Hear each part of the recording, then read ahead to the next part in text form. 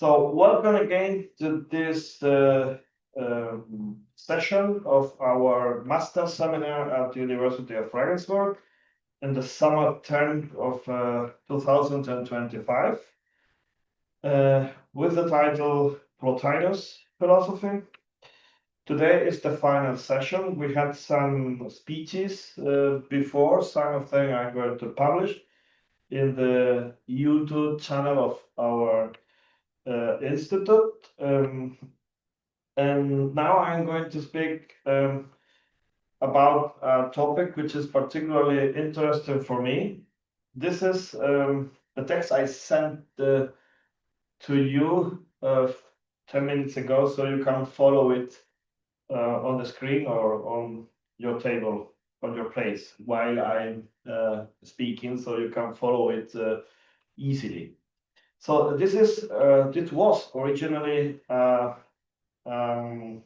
talk in German, a speech I gave at the University of Lucerne in Switzerland on the 8th of March 2015, so a long time ago, in the scope of my application for a chair at the University of Lucerne there.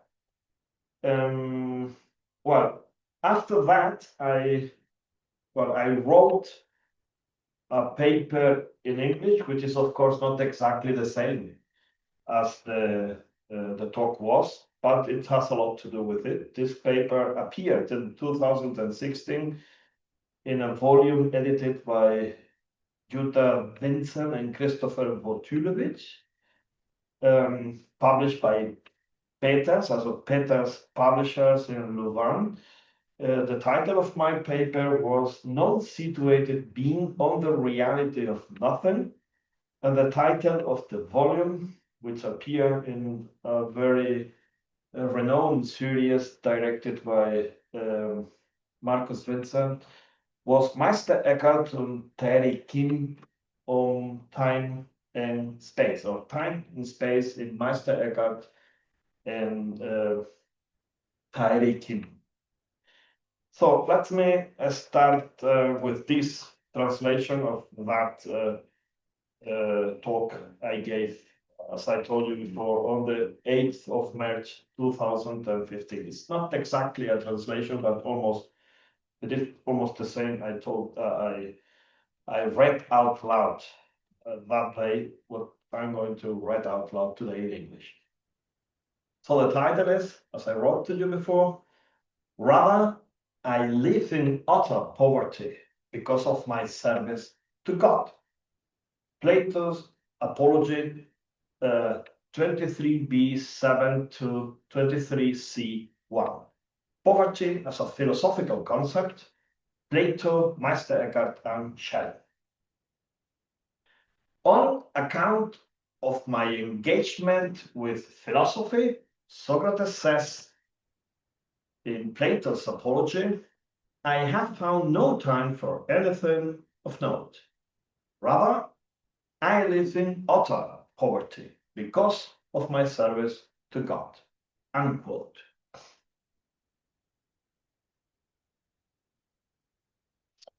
Let me set aside the merely historical question whether the historical Socrates actually lived in poverty and focus on the philosophical dimensions of the issue at hand. Is there a significant connection between Plato's concept of philosophy and the notion of poverty? And if so, is there any essential link between the Platonic understanding of being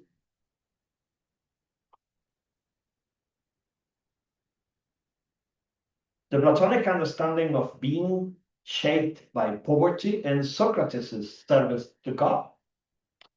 I put forward my answer in advance. Yes, there is such a connection.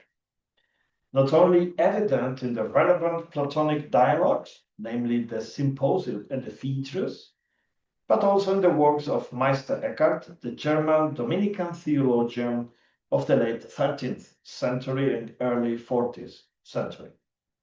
And also Schelling, the renowned representative of post-Kantian idealism in the late 18th and early 19th centuries. It is historically demonstrable that Schelling was familiar with the decisive passages in both Plato and Eckhart. The case is different with Meister Eckhart himself, however, since the Symposium and the Phaedrus were only translated into Latin in the 15th century. On the other hand, concerning Schelling's relation to Eckhart's German sermons, I have, in recent years, discussed this historical question extensively, and I shall therefore exclude it from today's lecture.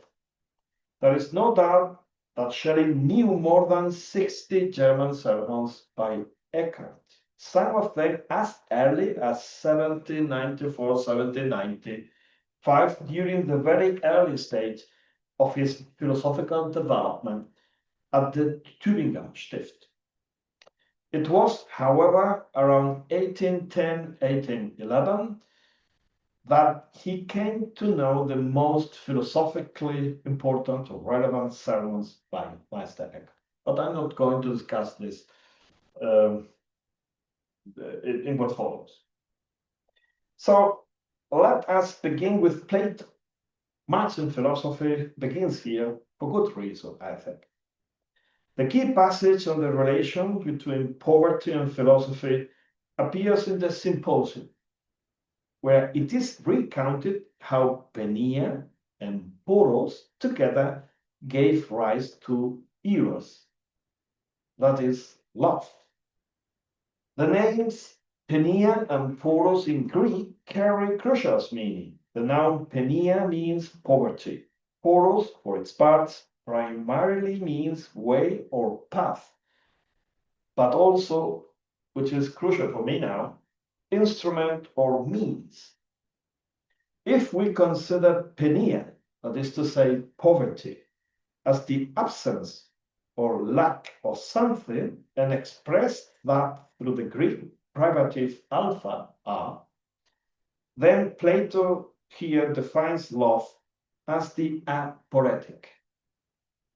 That is to say, the state in which poros is absent. This definition of love also concerns philosophy, since Plato famously defines philosophy as the love of wisdom. According to him, philosophy occurs in the aporetic. As according to him, I said, philosophy occurs in the aporetic. Does this mean it is a hopeless enterprise? I do not believe so. But what does it mean to say that philosophy takes place in the aporetic? That is, in a condition where poros, that is to say, any way or path, any instruments or any kind of means is absent. To answer, let us draw on another Platonic remark from the Symposium. I quote again.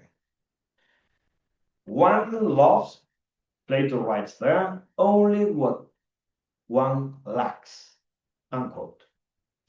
One plausible interpretation of this is that humans lose interest in what they already possess. However, a more philosophically profound reading emerges upon a careful analysis of the Symposium.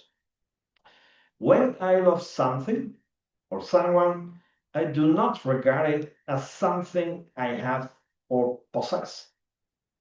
Love, and indeed philosophy, as the love of wisdom, is a stance of non-possession, not only with respect to people, but toward the world as a whole. So, if I love something, I do not possess it.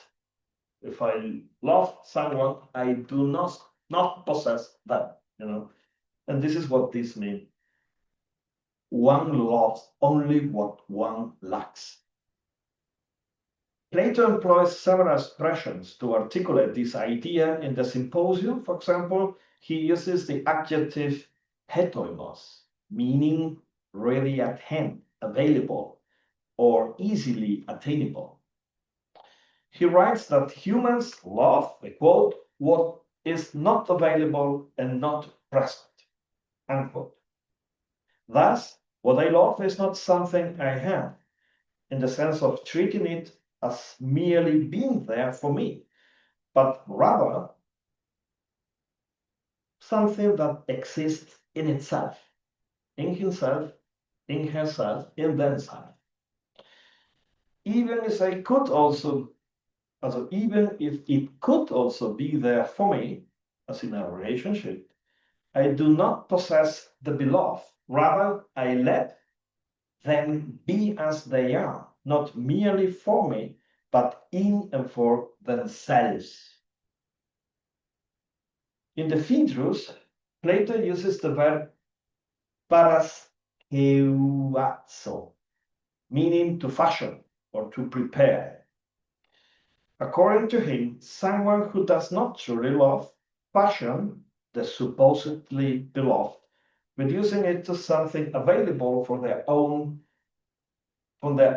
use, as a means rather than as an end. In light of this understanding of love, we can now return to the initial question. If we are to understand Platonic philosophy as an aporetic enterprise, taking place where poros is absent, then poros should not be understood as way or path, but rather as means, instrument, or tool. Philosophy is not aporetic in the sense of being without a way or hopeless. Rather, it is aporetic because it knows no means, no instruments. More precisely, the philosophical gaze is not an instrumental gaze. It does not aim to have or possess wisdom or the world. But then, what is the philosophical gaze if not an instrumental one?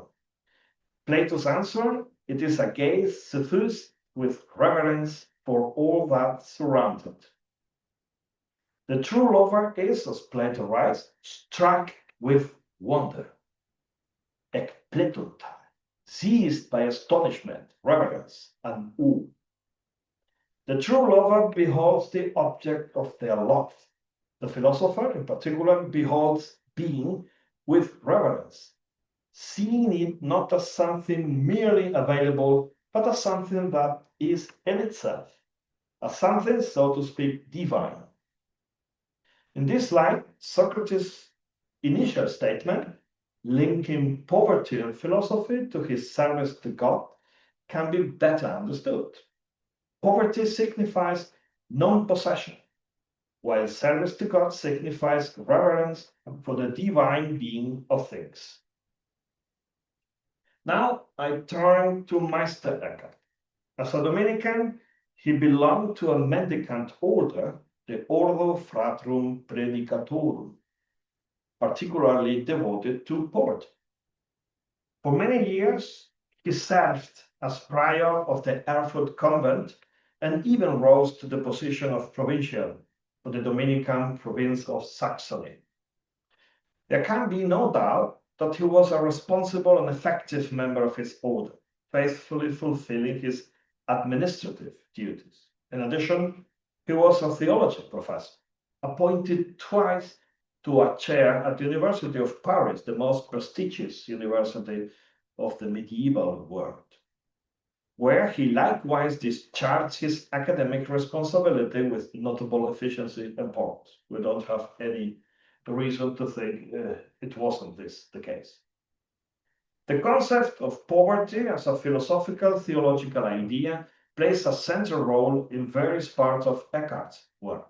Here, I focus on the famous Sermon 52, commonly referred to in scholarship as the Poverty Sermon, though it is more accurately a speech, Middle High German Rede, Latin collatio, so it is not a sermon.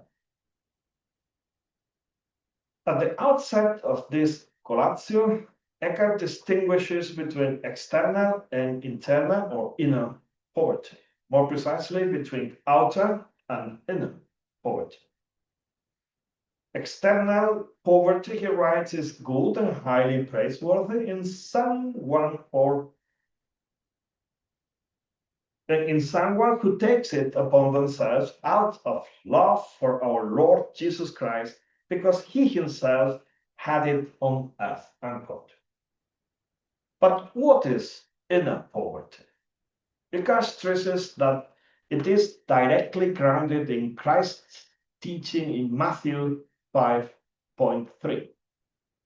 I quote, "Blessed are the poor in spirit, for theirs is the kingdom of heaven," unquote.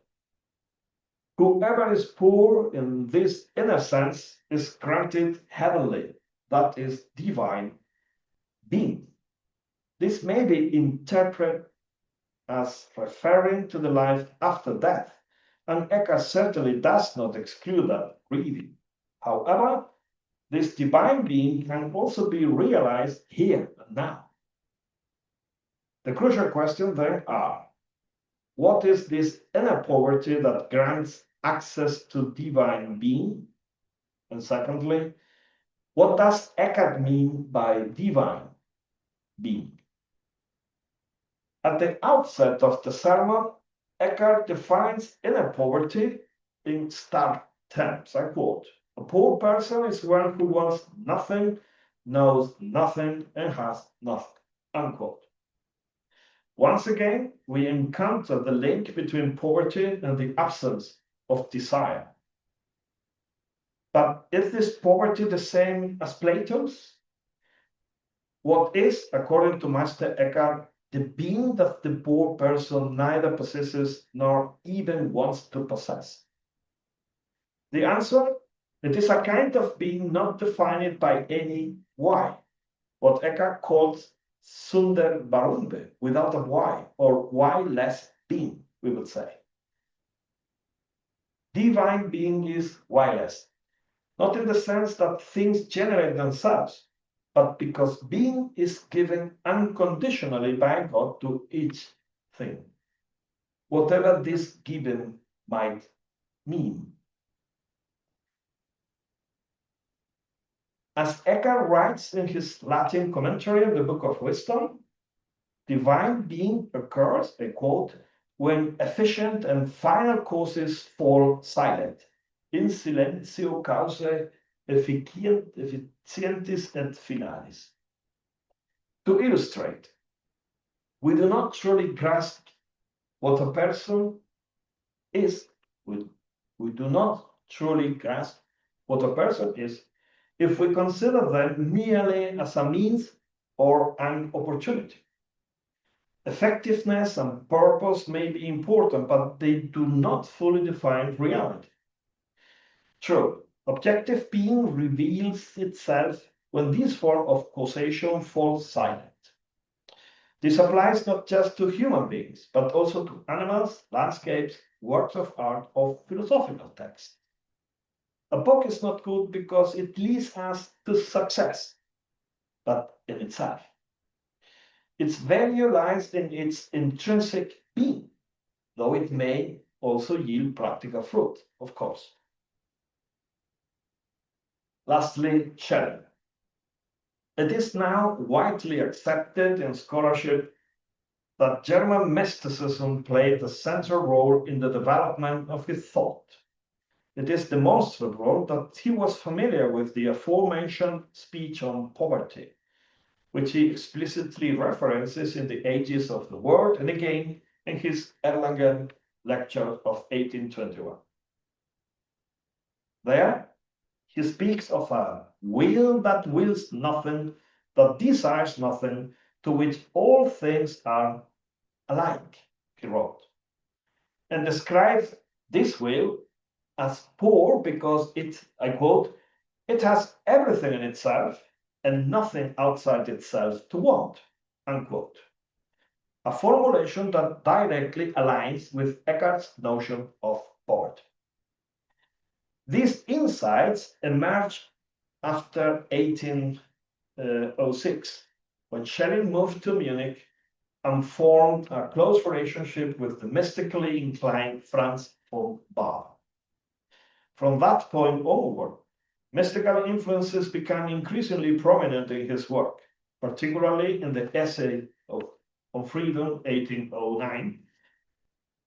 In earlier writings, such as Philosophy and Religion, 1804, mystical elements are present, but more sparsely articulated. Prior to 1806, Schelling's central concern lay with his philosophy of identity, grounded, it seems, in the thought of Kant and Fichte. For this reason, scholars such as Wilhelm Jacobs emphasize Schelling's early orientation as fundamentally Kantian, but I think it's not right. This interpretation responds to long-standing portrayals of Schelling as an irrationalist thinker. They try to avoid irrationalism because they think mystical thought has to do with irrationalistic thought. Then we have to try to, how do you say, to get Schelling away from this irrationalistic movement, so to speak, and by interpreting him in sense of the Kantian philosophy. This is what they were trying to do. So this interpretation responds to long-standing portrayals of Schelling as an irrationalist thinker. For instance, Robert Schneider in 1938 suggested that the metaphysical position of both Schelling and Hegel stemmed from four cultural and irrational roots. All this was in the context of the rise of National Socialism in Germany. Yet mysticism, especially that of Meister Eckhart, cannot be reduced to irrationalism. Nor is Schelling's philosophy of identity devoid of mystical undercurrents. Rather, these currents deepen over time, gradually integrating into the very structure of his thought. So my opinion is, even philosophy of identity is highly influenced, highly influenced by mysticism. Of course, because I understand the mysticism not as an irrationalistic account, no, but as a particular, as giving a particular interpretation of what we have to understand under reason, namely the absolute or absolute reason itself. No? So, what is Schelling's philosophy of identity? The term identity here implies analyticity. Schelling asserts that only analytic propositions are true, while all synthetic propositions, he claims, are false as such. This stance runs counter to the traditional conception, which we find most notably in Kant, but also with Kant. Analytic statement, for instance, a whole is greater than each of its parts, are certainly true regardless of experience, but they do not inform about reality. In contrast, I would say, synthetic statements, those that add something not contained in the subject of the sentence, such as the apple is red, are understood to disclose reality, as they depend on experience telling us how things really are. No? Schelling, however, rejects this Kantian framework as a form of gemeine Logik, as a kind of mean of vulgar logic, because it treats reality as something accessible only through conditional empirical knowledge. In doing so, it makes truth contingent upon our particular experience of the world. For Schelling, this is mistaken. True philosophy, he says, must ground reality in analytic truth, in a mode of knowledge where experience plays no role whatsoever. This may seem unintuitive, yet it mirrors Eckhart's insight. Only when we cease to treat the world as ours,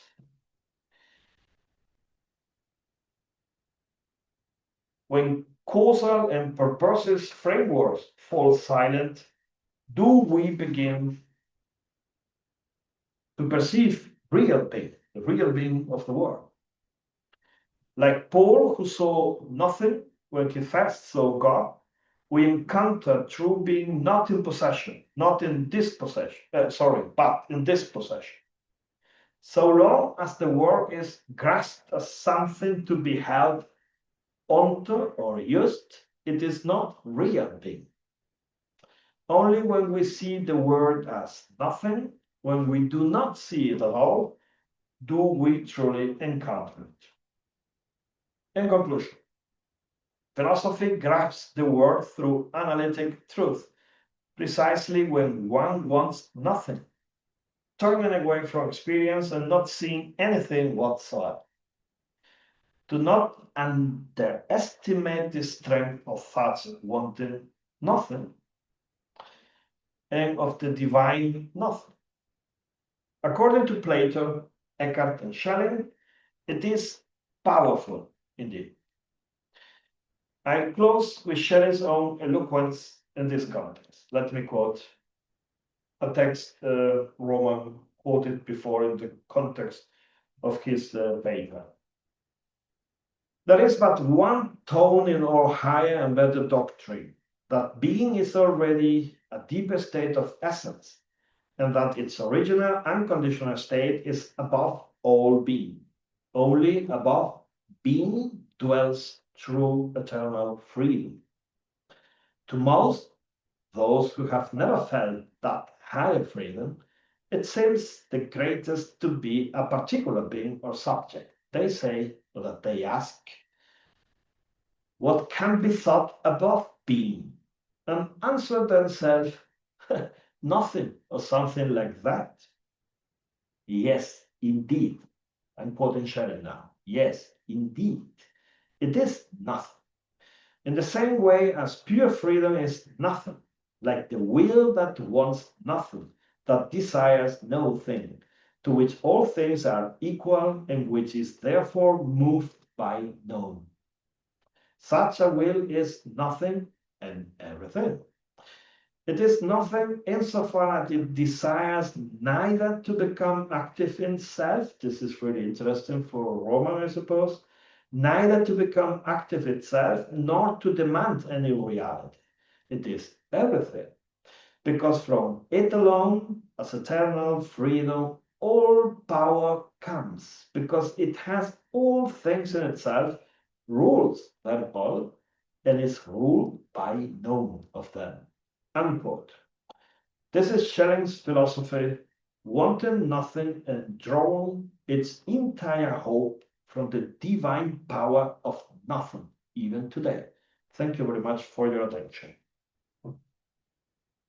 Well, this was my paper. Of course, you want to ask anything, we can speak a little about it. Is there any question?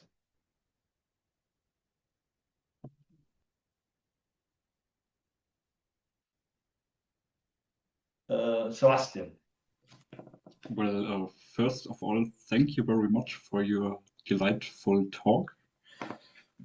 And would you say that there is a turn in the philosophy of Schelling where the poverty in the sense of Eckhart becomes a kind of richness, so that when you give up the world, you at first become receptive for the truest richness of pure being and the highest freedom, maybe.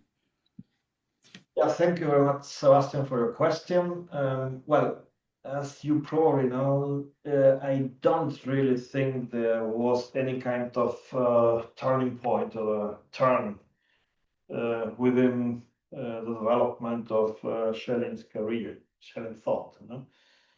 because from the very beginning he had a big interest in the idea of the absolute, and this was interesting in this kind of why-lessness,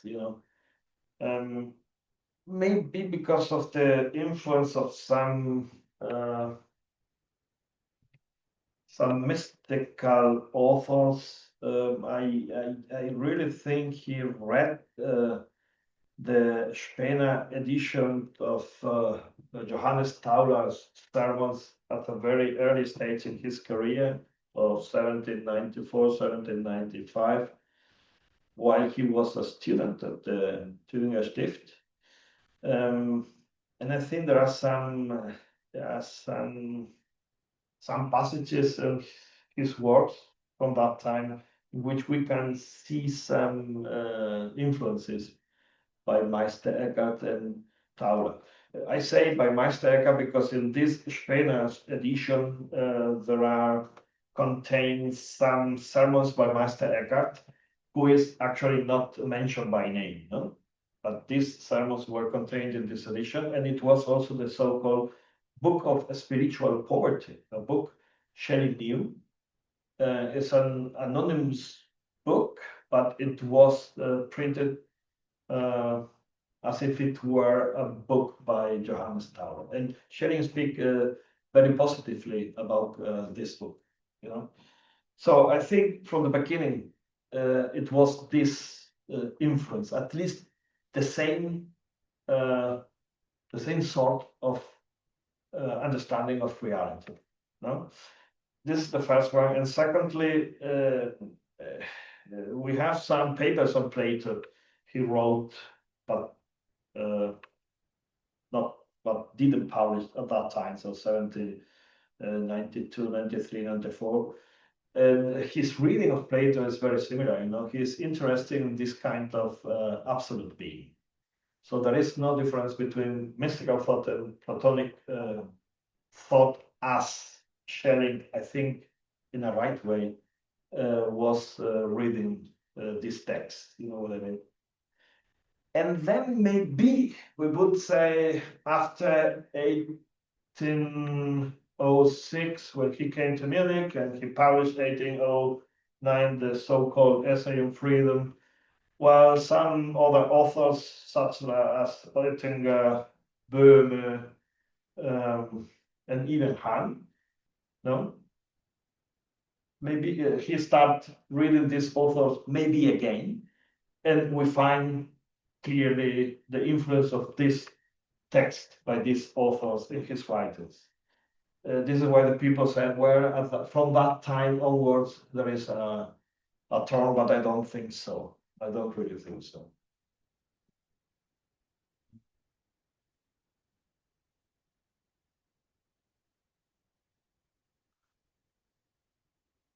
So,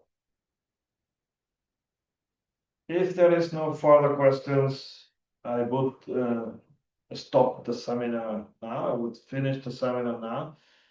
Thank you very much for coming. Thank you very much for your talks you gave. They were all very interesting. And but I would like to see you again next semester. Thank you very much.